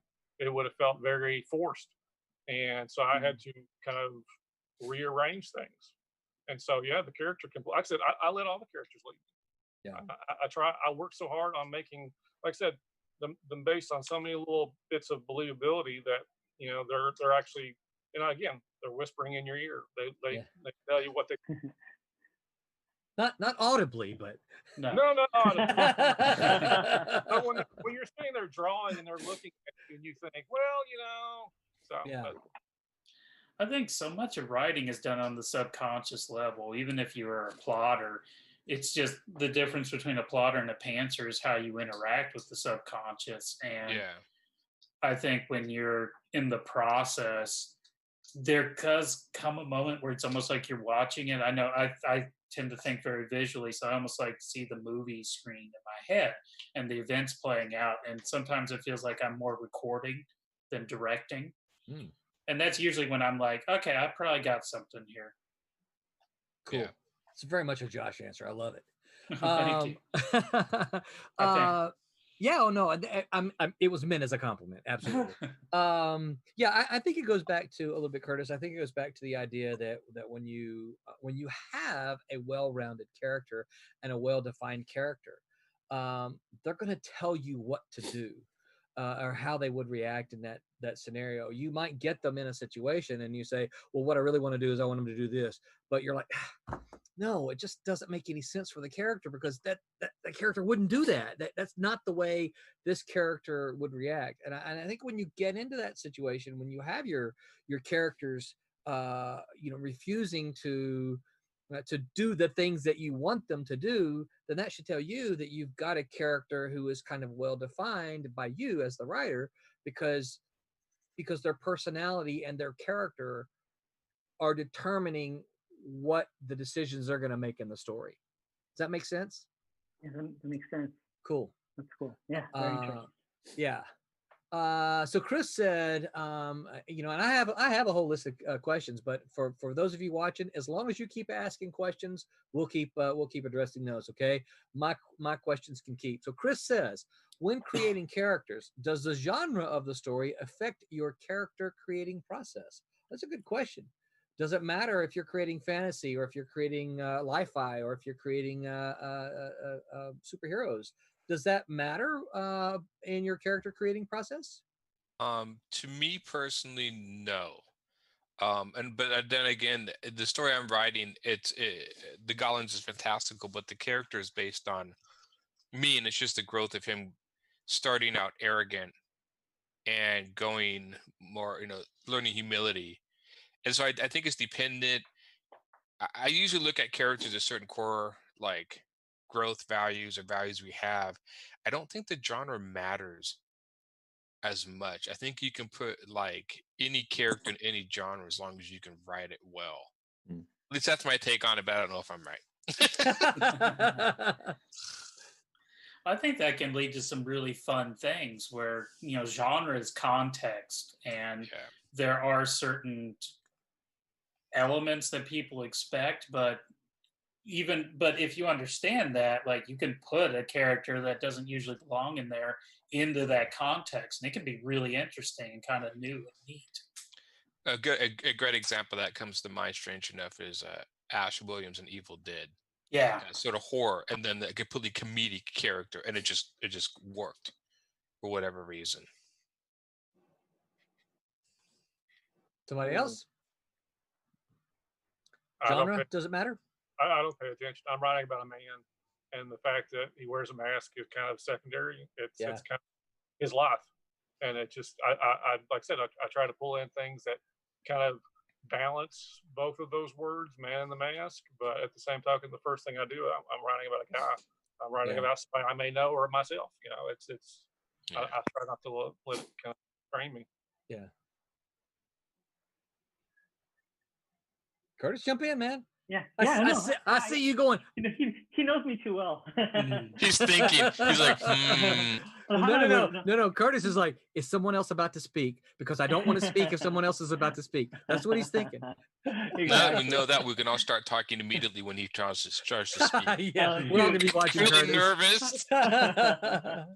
No, I think the setting, the genre, and everything is always like in service of the story, and the story is in service of the character.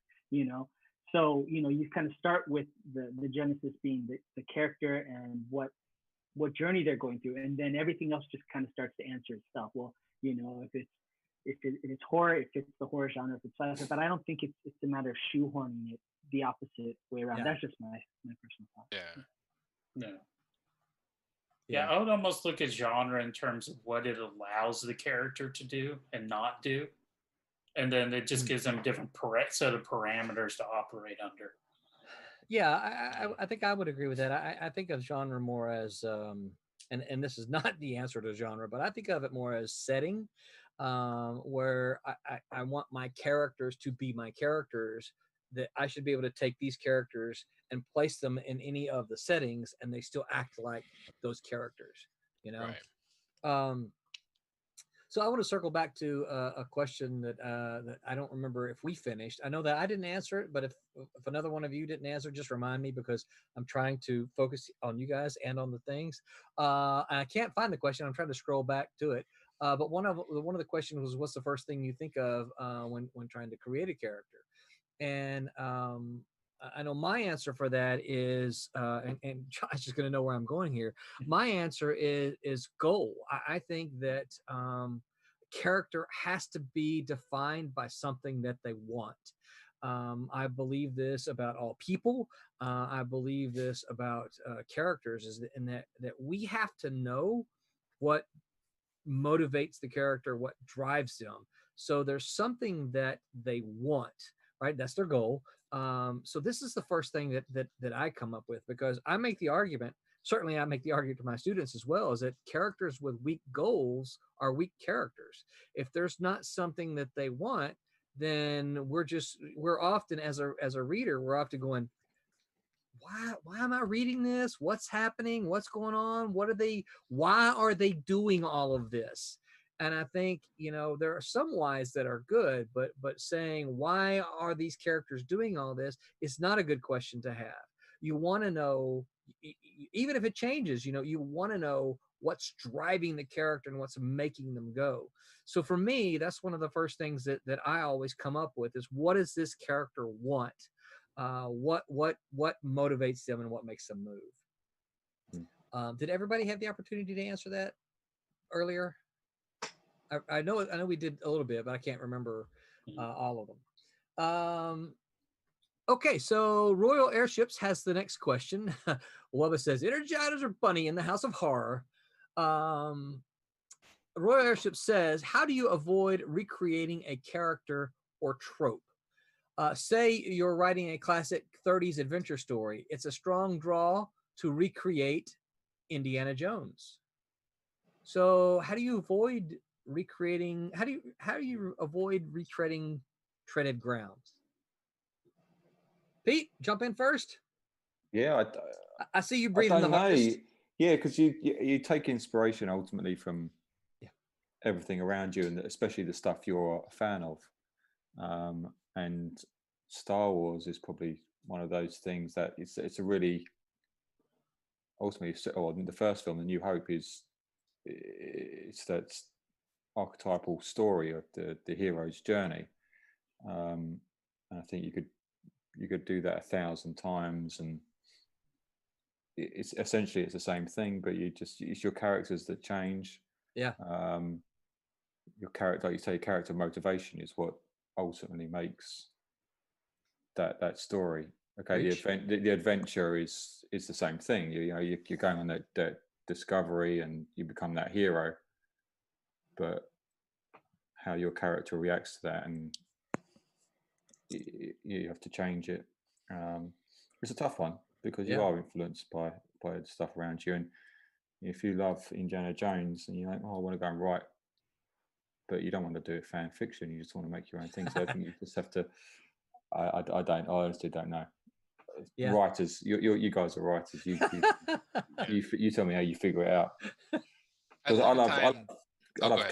I love Conan, and I will write those sort of barbarian warriors forever. Right, yeah. But you're not going to be. It's not going to be Conan. So you have to try and find something in that character that separates them. You and I are going to have to talk after Champ is done, and then I did not realize you loved Conan. So there's a couple more questions here. We will get to you guys, Chris, and see, Michael's on here asking this question, and Jonathan Hing says a lot of genre is something discovered afterwards. The hardboiled detective genre came out of writers trying to imitate Hammett and Chandler. The fantasy genre came out of a reaction to Tolkien and Robert E. Howard. Lovecraftian and Kafkaesque really tell you what it's based on, the specific writers who started it. Genre really means the style of the first writer who wrote the first story in that genre. And hello, Brittany Mann. So he's just commenting kind of on what we were talking about earlier. But who else wants to chime in on how do you avoid recreating what's happened before? I'll jump in. Yeah.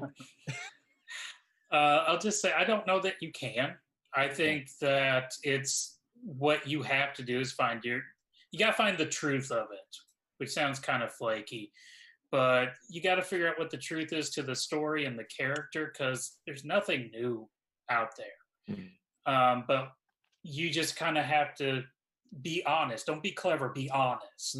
You know, the story, my script for King's Hunter, it's from old folk tales about vampires in Europe, and the titular character is very much inspired by Solomon Kane, and I'm not going to shy away from that. I'm not going to steal, but I'm not going to be afraid of the influences, as long as the story that I'm telling is an honest to God story and not just a pastiche of different things. Like, tropes aren't necessarily bad. Genre isn't bad. It's just when it's all tropes, there's no story, all structure and no heart, then it becomes a problem. I agree. Kurtis? No, I'm just kind of thinking more on instinct, but it's kind of like I think the way to make the character unique is you have to go out on a limb and put a bit of yourself in it. That's where uniqueness comes from, but you got to kind of dig deep and put yourself out there and put something that's from your experience. And I think when the story doesn't come out solid, and when the character, kind of comes across as contrived or kind of played out, it's because the person's not willing to put themselves on the line. But there's something special about each person that they have in their life story that's different. And at the same time, there's something universal. I mean, sometimes you put something out there and you think you're the only person that experienced it or whatever, and all of a sudden you have a ton of fans that went through something similar. So I'd say put a bit of yourself in there is the key point. I've got the analogy for you. Okay, so everybody pay attention, listen up here. Here's the analogy, right? It's now I don't do a whole lot of cooking, right? But for those of you who have done any amount of cooking, you're gonna go with me here. When you get a recipe from your grandmother, she says, here's my recipe for this, right? And you say, she probably gives you a whole bunch of them, right? And there's the one you're like, oh, I love my grandmother's this, I'm going to fix that, right? But then there's the other one you're like, I never really liked this that my grandmother did, but I'm going to try to fix it, but I'm going to change it, right? This is my recipe, but I'm going to add my flavor to it, okay? She's given you the recipe, she's given you the thing that already exists, but you're putting part of yourself into it. You're putting your flavor into it. You're doing that thing that makes it yours. So that when you go to parties and you carry your thing, they're like, oh, Roland's bringing his thing again. That's really good. I like the way you put those little flavor thingies in them, right? It's different than what I've ever eaten before. That's when you say, yes, this might just be a fill in the blank casserole, but I've done this one thing differently that makes it my casserole, right? And stories are like that. You have to figure out what that thing is that you have that makes the casserole a little bit different, right? It makes it your casserole. Yes, it's still a casserole, but it's your casserole, and you add that flavor to it. Can I get an amen? Amen. Amen. Amen. Hallelujah. Chris says, I love cooking. That's why I got a degree in it. Chris, if you're local, we may, Silverline may need a chef. Just saying. Let's see here. I think there was another. Did anybody else want to address that?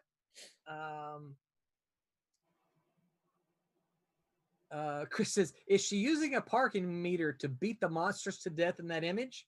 Yes, she is. The That's answer is actually a yes. scene in the book where she beats them to death to the parking meter, and I just thought it was like, I mean, how badass can you be if you just grab a parking meter and just turn it on whatever? Yeah. Yeah. Yeah. It is a scene from that page. From the story. That page is not No. a page from the story, but it is from the scene in the story. Yes, absolutely. And that is from what book, Aaron? Fire Rush. Fire Rush #1, which will be kickstarting when? July 7th. In July. That's right. So keep keep your eyes open for that. Roy Airship says, character casserole, Roland Mann's guide to protagonist and pleasing house guest. Okay, so Jonathan Henning asked, do you feel that many innovations in our genre start with what if? What if the environment and the religion mattered in Flash Gordon? You get Dune. What if politics really mattered in Middle Earth, The Song of Ice and Fire? What if Philip Marlowe was a black man in Los Angeles at the time? Devil in a Blue Dress by E.Z. Rollins. What do you guys think? You think some of the stuff starts with a what if? Oh yeah. I think my personal story did not, but I think a lot of stories can. Mm-hmm. I don't know, maybe I take that back. My story is about a bunch of young gods who don't want to be gods, so they leave. So maybe that was the what if there. I don't know. Yeah. Yeah, there probably is. There probably is an element of a what if, but I don't know whether that's where a writer would start. I don't think George R.R. Martin looked at Lord of the Rings and said, "Hey, what if I did this, but I put some politics in there?" In sex. Yeah. So I think yes, certainly you could look at it that way, but I don't know if that's where you'd start with something. So I think fan fiction starts that way. Yes, yeah, exactly, yeah. Like Twilight Zone stories are great that way. Mm-hmm. Science fiction, stories like that. I would venture to say short stories probably start out more that way than longer stories. But then longer stories may. But it seems like more short stories like a what if, then they play out that scenario and a sort of like short story to see what would happen. I also think sometimes the good stories, the ones that really get to us, can be boiled down into a what if scenario. Yeah. That might not be the genesis of it. Yeah. I think there's a definite genre of that. I think Twilight Zone is probably a really good example of that. And there's definitely a whole. I'm a fan of alternate history. Of course, I'm a history buff, but I'm also a fan of the alternate history, which tends to fall within the science fiction genre, I think. But an alternate history always hinges on what if X happened instead of this, or what if X happened during this, or what if something was different that caused the timeline to go in a different way. Yeah. And there's those story arcs which center around that, even within mainstream comics. Usually it's the Second World War. Let's be honest. Yes, it is. You're right. Someone the Nazis win, or someone goes back and helps the Nazis. Or for US, a lot of times it hinges on the Civil War. Yeah. Interesting note, and I'm not trying to promote my thesis because I don't really want anyone to go out and read it. But and it's also 20 years old at this point almost. One of the things my thesis is on alternate histories, the Civil War, American Civil War. What I found is this is my findings, right? In a nutshell, what I found is that no writer ever presented a positive world outcome with a Confederate victory. Now, there were lots of Confederate victories coming. Obviously, that's, what if the South had won instead of the North, right?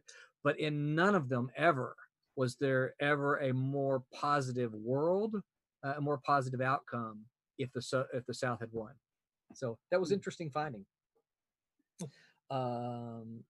Yeah. On the subject of like what ifs and stuff like that, and since we were talking to Conan earlier, I always was wondering because Roland wrote that book Cray, and Cray is real. I always enjoy it because there's a twist. I won't spoil it, but the twist in it, it just always blew my mind, and so I always wondered for Roland, was that a what if scenario that started that, or because it's just such a unique barbarian kind of story, and left so much open to go in another direction, No, it was not a what if at all. Okay. And it's Cray is probably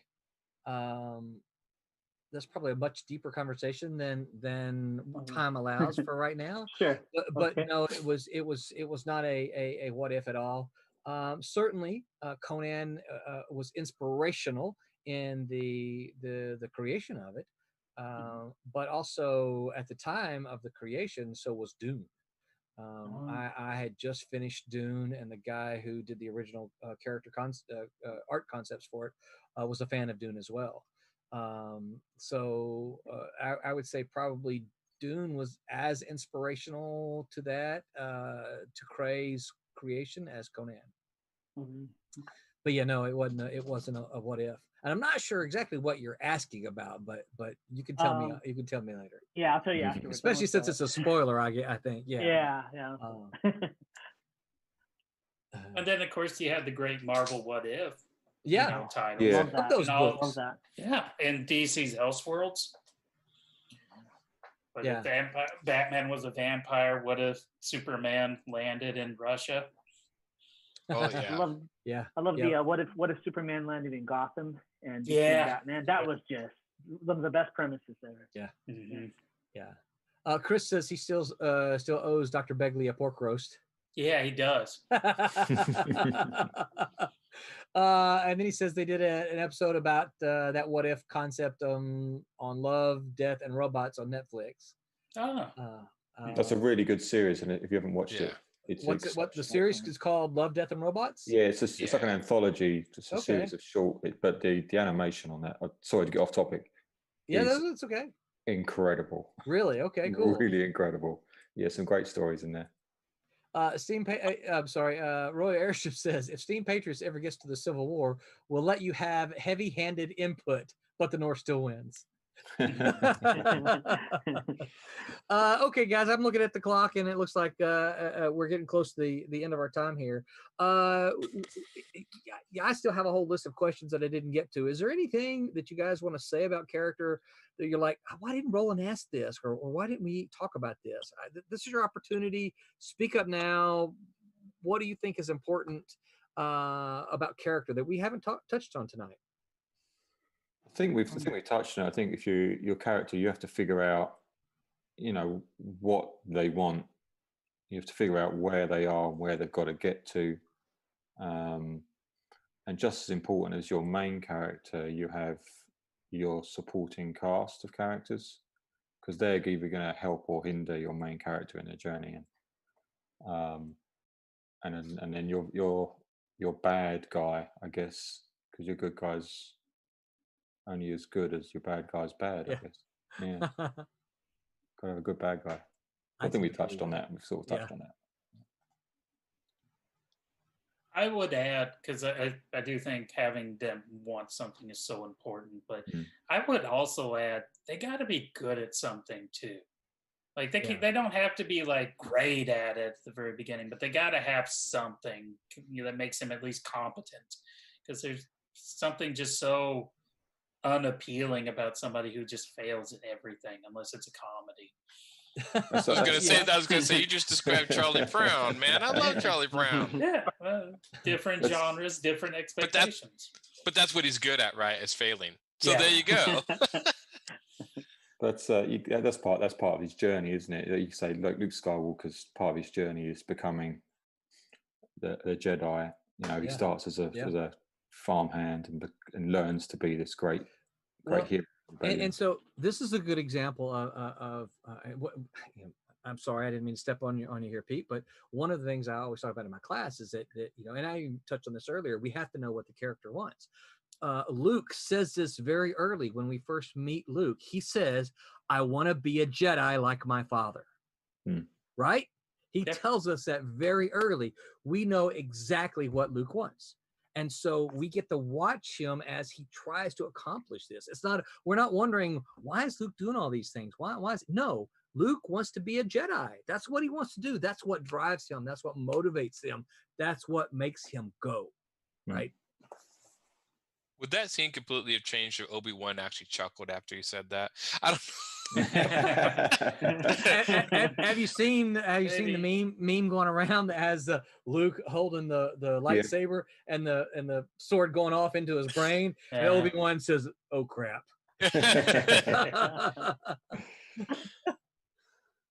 Yeah. So there's a couple things that I think is important to character that we didn't get to talk to. I'm not going to really talk about it here, but I certainly think they need to be mentioned. Josh, you touched on it a little bit and was talking about character flaws. I think characters, in the same way that you said they can't be totally full of flaws, I think they can't be flawless. And I think that's an argument that people make about Superman a lot of times, is that he's perfect. There's no flaws. Yeah. And then you just say the K word to them and they're like, well, kryptonite, whatever. But I think that there has to be some kind of a legit flaw. And the other thing that I think a lot of people don't think about is names. I think we have to give consideration to names, and we didn't really get to talk about that a lot. But I think those are important elements when it comes to talking about characters. Yeah. Yep. In the baby name book. I've got 3 of them. Yeah. Kasisi says, "Thanks, guys. Thanks for joining us, Kasisi. I appreciate it. Can't wait to see Josh. You probably remember Kasisi is a former student of ours. I do. He's a graduate, and I don't know if I'm letting the cat out. You could send me a nasty email if I overstep my bounds. But Josh, he's working on a comic book too, and he sent me some preview pages, and they look really cool. So I'm like, that's yes, exciting. Let's go, dude. Yeah, absolutely. So, yeah, very, very excited to see. Very excited to see what he's doing. Wubba says Superman in Feudal Japan was really good. Chris says he'll email the recipe for I guess for the pork roast to anyone who wants this. And then Chris says names are one of the hardest things for me. So maybe we'll talk about that sometime. Talk about just names or some of the other things. Okay, so we are calling it. Going to call it a night. Tomorrow night we will have our Silverline one-on-one, and we're going to talk to. Today's the 21st. Yeah, we're going to talk to Alex Gallimore. Alex Gallimore is our I guess we call him K1. He's QB1 for Silverline, and he's been very instrumental in getting a lot of the Kubert grads on board, which from to me says a whole lot about Alex, because they don't know any of us, and they're willing at Alex's word to come on and and give us a chance, give Silverline a chance. I know that's what got Pete here. So hopefully we'll prove him out in the end, but he's here because of Alex. So tomorrow's one-on-one with Alex. We'll talk to Alex, about, he's young, but we're still going to talk about where he come from, what makes him draw, what his influences are, and probably where he wants to go, what he wants to do. So be sure to tune in tomorrow night. That's Monday night, June 22nd, 9 p.m. Eastern time for Alex Gallimore. Next week, we're going to talk about music. Sid will be back on with the Wednesday crew.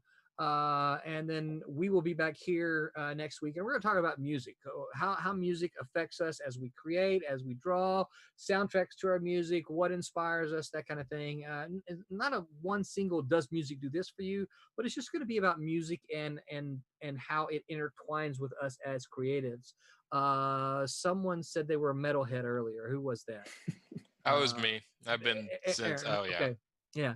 And I'm very much the same way. I'm a metalhead as well. So we'll talk about all these things next week. It'll start with Sid on Wednesday, and then we'll be back on Sunday to do that. So we'll go around, tell everybody where they can find you on the interwebs. Kurtis, where can everybody find you on the internet? Sure. You can find me on Facebook. It's Kurtis with a K, last name Fujita. You can also find me on Instagram, YouTube, and also on Facebook through my martial arts school. It's Tiger Crane Kung Fu, and on Instagram and YouTube, Tiger Crane 805. Excellent. And remember to address him as Sifu Kurtis, or he will smack you down. Just kidding. He wouldn't do that. Not unless you smacked him first, and then it's boot to the head. Josh, where can folks find you? Thanks for joining us tonight, Josh. Oh, it's my pleasure. You can find me on Twitter at Joshua Begley1. It's JOSHUA BEGLEY. And on the face space, you can find me at Begley Writer. And don't forget, folks, I will put all of this information in below wherever you're watching this, whether that be Facebook, Twitch, or YouTube. I'll put all the links below. Pete, where can folks find you? Can you hear me? Can you see me? We can hear you and we can see you, but you actually look like you might be frozen. Yeah, my screen just went blank, but yeah, it doesn't matter. You can find me on. Yeah, that's the main thing. That's it. I'm nothing to look at, so it's fine. Instagram is primarily where I'm at. It's Peter Clinton Art, and it's the same on Facebook and Twitter. Yes, nice and simple. All right, sounds good, and I can't wait to see more of Champion and Miss Fury art from you. It's Yeah, looking great so far, sir. Thank you. It's fun. Aaron, what about you? Where can folks find you? You can find me on Facebook under my name. I have my own, but Humphres illustration, HUMPHRES. He'll spell it right underneath the video. And then on Instagram at ALH3810, which I eventually have to change, but that's my handle for now. And then I am posting Godlings on Webtoons under Godlings. I think that's it. I don't know. At least I'm not thinking of anything right now. And again, we'll have the appropriate links for you folks. Mike, what about you? Where can folks find you? You can find anything Man in the Mask related at amkcomics.com. While you're on the page, you can find my Facebook and Instagram and my Twitter. Pretty much everything's there, and all my print comics are at indieplanet.com. That's right. We love Indie Planet. Thank you, sir. And don't forget, y'all, we're going to be watching Josh as they create King's Hunter in the coming weeks. So we're going to get to see that. You'll get to see that as it goes along. Yeah. You can find me on Facebook at Roland Mann. You can find me on Twitter at Man Roland. Don't forget, Silverline Comics has a website, silverlinecomics.com. You can find Silverline Comics on Facebook as well. Don't forget to like and subscribe and share and love and heart and all of those other things that you do on all those social medias. Spread the word. Let folks know that that you love you some Silverline, and they should love some Silverline too. So until tomorrow night, everyone. Make mine Silverline. Make mine Silverline. Good night, everyone. Night. Good night. Bye.